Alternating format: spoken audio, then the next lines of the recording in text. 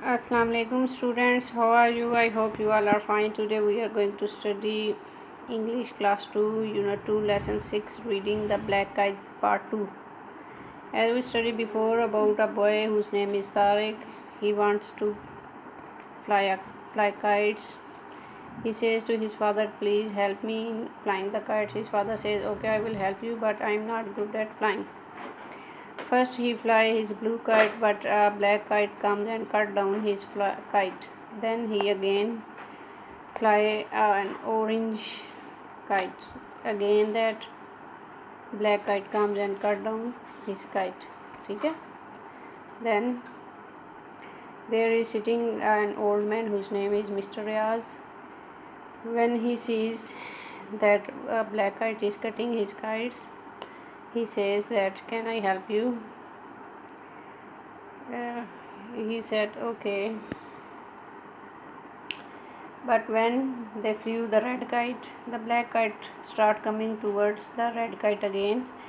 This time Tariq shouted that this kite will cut down my kite, but Mr. Riaz says no, this time we will cut his kite. ठीक है, यहाँ तक हमने read कर लिया था.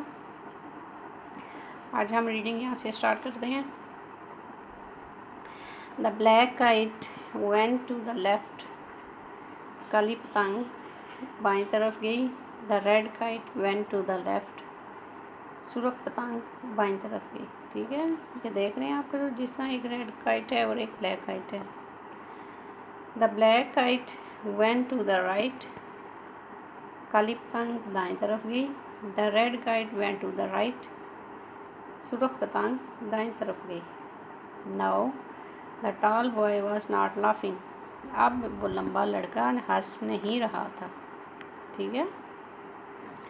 पुल खींचो, said Mr. Riaz. Mr. Riaz ने कहा खींचो.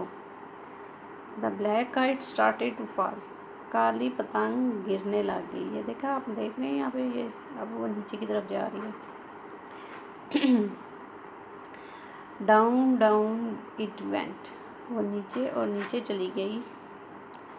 Down into the street below. नीचे गली के अंदर चली गई. Well done. बहुत अच्छे, said Mr. Riaz. Mr. Riaz ने कहा बहुत अच्छे. ठीक है बच्चों, आपने यहाँ तक इसकी रीडिंग करनी है अच्छे से. कल मैं आपको इसके वर्ड्स मीनिंग करवाऊँगी. ठीक है, अब आते हैं इंग्लिश बी की तरफ. आज हम पढ़ेंगे use of a and A N an. Use of a and A N an. जो भी वर्ड वॉवल वर्ड से शुरू होगा और उसके साथ ए एन एन लगेगा, और जो बाकी कॉन्सोनेंट्स होते हैं उनके साथ ए लगेगा.